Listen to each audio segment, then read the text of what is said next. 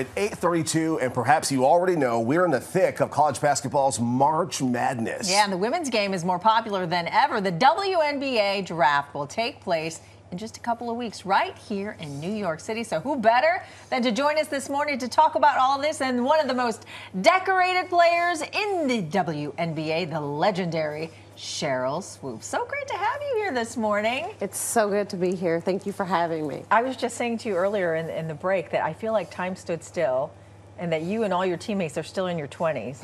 You still feel like you're in your 20s? And you laughed immediately. I don't know why. No, I don't. I just had a birthday, too, a couple of days ago. So there are days when I wake up, I'm like, I do feel 20. But most of the time, But isn't it great to see where women's sports have come since you launched off the WNBA? Amazing. Just the opportunities that the women have today, the popularity of the game, the eyes, the sponsorships, the brand. Like, it's where we always hoped it would be when the league started back in 1997. And now here we are in 2025, and like it's thriving. And I tell people all the time that it's not a moment, it's a movement. And Yes. so many people want to be a part of it. Remember? Told you. That's what I see. When I see SherylSwoopes, that's what I see. You know, Still. I look at this and I'm like, I think every single photo, I have a different hairstyle. Yeah. That's where we are right now, though. Texas Tech, March Madness. Like, Yes. Any favorites this year? See, you put me on the spot. Listen, We got more than one. here's what I'll say. So I'm a huge South Carolina Gamecocks fan. Dawn Staley was a teammate Yeah, of mine. we were just talking we about played her. together in the Olympics. I love what she's doing for the game, right? Not just for the Gamecocks, but for the game in general.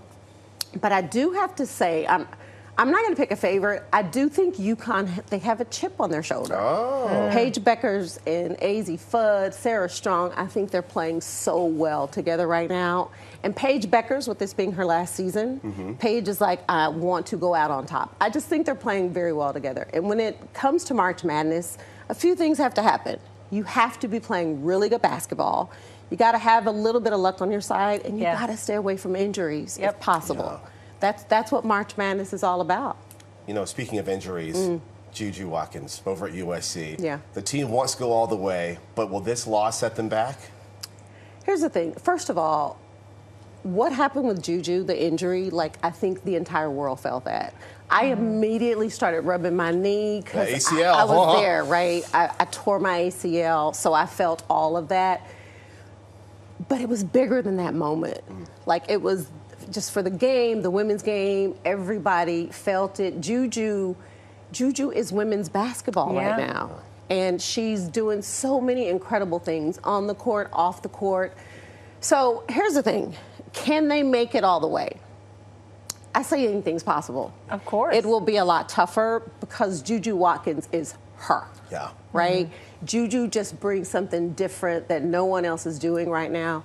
But I always say this, when a player goes down, it's an opportunity for every other player to step up.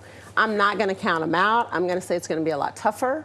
It was going to be tough anyway with Juju, but without Juju, the road to the Final Four just got a little bit tougher for USC. And there are always those great stories. I mean, every season there always is that great story. Yeah. That come from behind victory. But what's always great now, too, is to see these players go from college to the WNBA. And sometimes, though, because of the way the league is, they have to travel overseas to play just to make a living, you know, because of the parity in pay, right? But this is what I love, Unrivaled, this new league. Can you talk about that and how that's helped a lot of the players be able to stay home? So, like, it's not new. We've been doing the play here, go overseas forever. Exactly. And I just know when the league started in '97, that's what we did. We played in the league, we would go play in Europe. And I will say it's not always a bad thing, right? Just the experience to play in another country, learn a different culture, it's not a bad thing. But here's what I love, the popularity of the game and people finally paying attention and saying, we want a piece, we want to be a part. The vision that Stewie and Nafisa had to start Unrivaled. It made me sit back and say, why haven't we done this before? Right, when you think about it. But then I said, I know why, because people really weren't paying attention to the game back then like they are today. And the success that Unrivaled had this year, honestly, I think is going to put a little bit of pressure on the W to step it up. You have players that are making, you know, 200,000 plus in a 7-week season. And a lot of players aren't even making that in the W.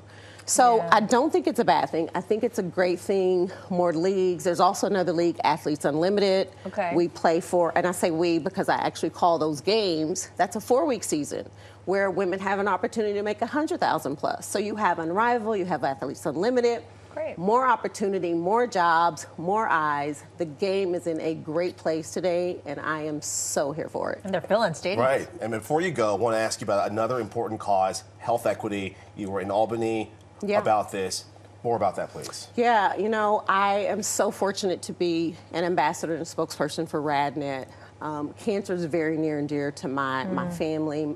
Lost my mom to cancer, lost aunts to breast cancer, lost uncles to prostate cancer. And so it's important to me to be able to use my platform, use my voice to spread the word. And you mentioned being in Albany. We were in Albany trying to help get legislation passed to be able to move financial barriers when it comes to screenings, breast screenings, lungs. And I just want to spread the word and say to people how important it is for early detection, get your mammograms, and it could potentially save a life. Sometimes we get scared of going and finding out, and I just want to say, listen, it's very important. You got to do it. Take care of your health. Take care of yourself. Yeah, and it's wonderful that you're using your platform to make sure that there's more awareness. Thank you. Right. It's important to me. Yeah. Well, thanks for taking the time You're to visit very with welcome. us. I appreciate you having me. Great to see Who's you. your favorite? My favorite? Oh, man. See? I always tend towards South Carolina because I love Dawn Staley, obviously. Yeah. But Juju Watkins still is a star, but to see her in this tournament to play the way she was playing before this, I was in the moment too. So we'll see. shall see. We will see. Thanks again for stopping You're by. welcome. A pleasure Thank to have you. you with us. All right.